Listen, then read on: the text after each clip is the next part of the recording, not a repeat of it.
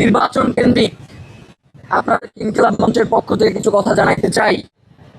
শহীদ ওসমান হাদি তার জীবদ্দশায় বাংলাদেশে যেই ভোট কেন্দ্রগুলো রয়েছে সেগুলো সিসি ক্যামেরা প্রণয়নের জন্য সরকারকে আহ্বান জানাইছিলেন। বলেছিলেন সরকারের যদি খয়রাত লাগে আমরা ক্রাউড ফান্ডিং করে এই সিসি ক্যামেরার ব্যবস্থা করে দিব।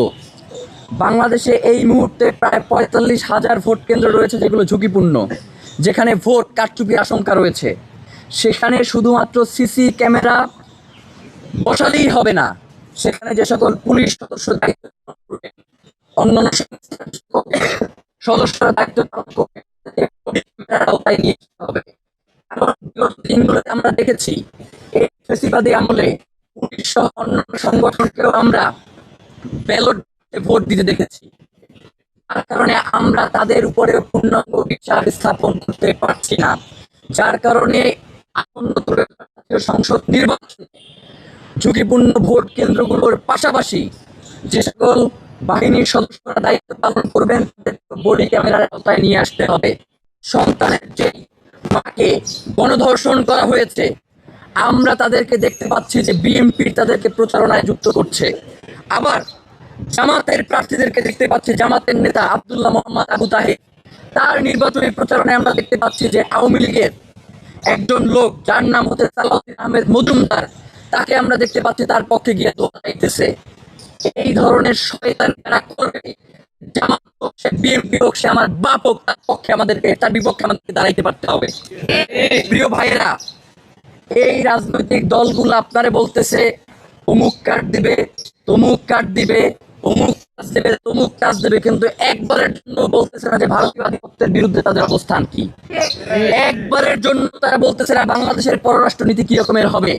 আগের সেই স্বামী স্ত্রীর পররাষ্ট্রনীতি হবে, নাকি একটি প্রতিবেশী রাষ্ট্রের সাথে যেই ধরনের পররাষ্ট্রনীতি অন্যান্য দেশ পালন করে সেই ধরনের প্রতিবেশী রাষ্ট্রের সাথে আমরা পররাষ্ট্রনীতি বাস্তবায়ন করব। এবং প্রতিরক্ষা নীতির ব্যাপারে তাদের কোনো সুস্পষ্ট অবস্থান নাই। এই অবস্থান আমরা জনগণকে তাদেরকে ভোট দেওয়ার জন্য যারা এইখানে অস্পষ্ট থাকবে, যারা বিভিন্ন ছল চাতুরি নিয়ে এই নির্বাচনে ক্ষমতার চেষ্টা করবে, ইনকিলাব মঞ্চ জায়গা থেকে আমরা প্রাণ প্রতিহত করবার চেষ্টা করব। প্রিয় ভাইরা, শহীদ ওসমান হাদি গুরুত্বপূর্ণ একজন প্রার্থী ছিলেন, তাকে খুন করা হচ্ছে। কিছু বলছে এটি একটি বিচ্ছিন্ন ঘটনা, কিন্তু রাজনৈতিক দলগুলো এখন পর্যন্ত এর ব্যাপারে কোনো সুস্পষ্ট আপনাদের এই ইসির অধীনে কিভাবে নির্বাচন সুষ্ঠুভাবে সম্পন্ন হবে, যে ইসি আমার নিরাপত্তা নয়, এই ব্যাপারে আপনাদেরকে কিছু বলেছে নাই। আমরা আপনাদেরকে বলি, এই নির্বাচনে যদি কোনো সুষ্ঠু নির্বাচন না হয়, আমরা জনগণ যদি সুষ্ঠুভাবে ভোট দিতে সমর্থ না হই, তাহলে এই নির্বাচনে যে দলগুলো অংশগ্রহণ করছে তাদেরকে এর দায় নিতে হবে। আপনাদেরকে আহ্বান জানাই, ইসলামের সাথে যারা জড়িত রয়েছে, এই প্রার্থীদেরকে যারা নমিনেশন দিয়েছে বিভিন্ন রাজনৈতিক দল থেকে, এই রাজনৈতিক দলগুলোকে আপনাদেরকে বয়কটের আহ্বান জানাই।